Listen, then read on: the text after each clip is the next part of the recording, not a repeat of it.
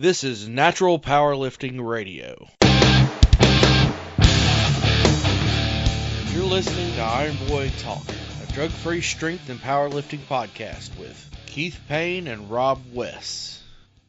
All right, we use a traditional squat rack in the IBP instead of a monolith, which means you need to be prepared to walk this weight out away from the rack and set up for your squat. Again, in training, you need to train that. If you're not used to it, that's the way we do it. And it's more of a traditional style to the squat. Once you get set up, you got to wait on a start command or maybe a squat verbal cue, but it also be visual. Head judge will have his hand in the air. Once you get set up, you'll have a squat or start, and the hand will go down. That's your cue to start the lift. Once you start the lift, you've got to go down and hit proper squat depth. Come back up without a cue. There's no cue at the bottom for you to come up. You go down, hit depth, come up as you will.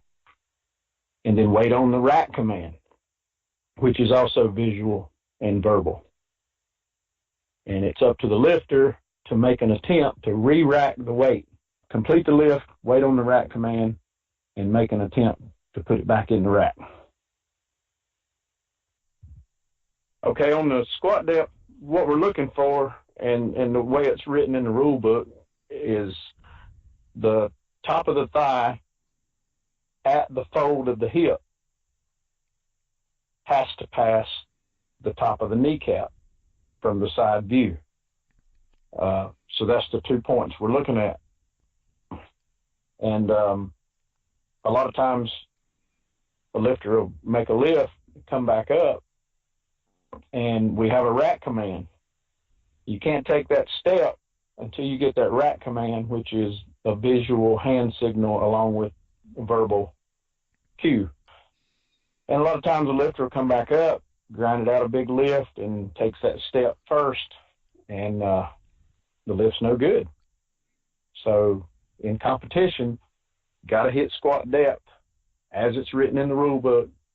Got to wait on that rack command.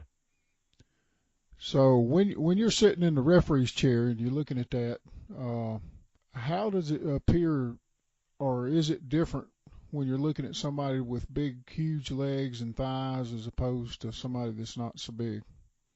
Well, it's always hard to call squat depth because you got so many different body types, and you've only really got a split second at that depth to make that call. So again, we focus on the top of the thigh at the fold where it meets the hip.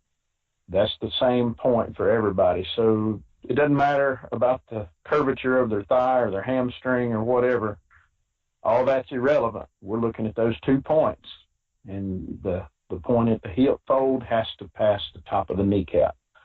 And all we need to see is that it broke that plane. We're focusing that imaginary line from point to point. We just need to see that the hip fold point breaks top of the kneecap, and you're good. Yeah, because that, to me, when I've been judging, the bigger guys are a little harder because it's a different look. And like you say, you're looking at that hip joint and the top of the kneecap. Well, somebody with big, huge legs, the top of their leg would be way higher. Correct.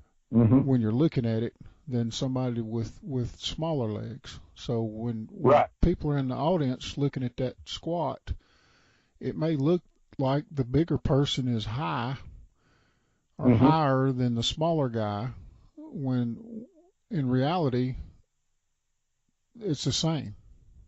Right. And from the spectator perspective, you don't have an accurate view of what we're looking at regarding the rule book. So, it can be deceiving on the perception of the depth, definitely from spectators' point of view.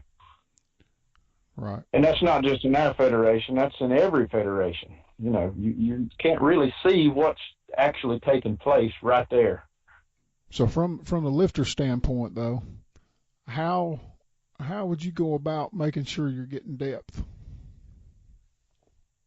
From a lifter standpoint, Yeah.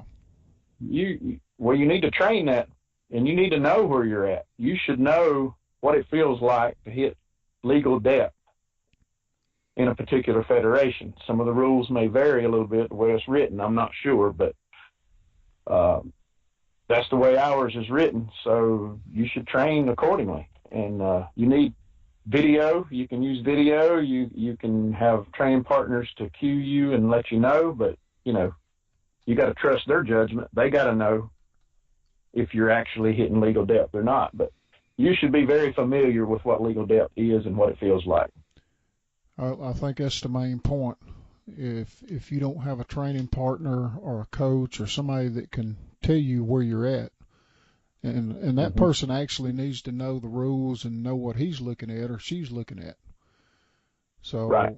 You get into that situation, if you've got a training partner or a coach that's telling you that you're at depth or you're not or whatever, if you can't depend on that coach or training partner to be, on point, you get to the meet and sometimes you think you're there, at depth, and you're really not. Correct.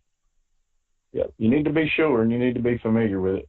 As far as the rack command's concerned, I think that's a situation too that goes back to your training. If you don't train that command, at least coming up towards the meet, especially if you're a new lifter, you're going to miss that a lot. We see people missing that rack command after may have done a perfect squat, right? But they don't wait on the command. Yep, and I think you just you get lost in what you're doing. I mean, you grinded out that big lift, and things just happen. It's a normal thing. It happens regularly, but not a lot. But it happens regularly, just about every meet. Yeah. But you got to train it. I mean, you got to know to come up, lock that weight out, and hold it long enough for the judges to make sure the lift is complete. So again, it's a good idea to get tuned in to that visual and verbal rack command before you show up on competition day.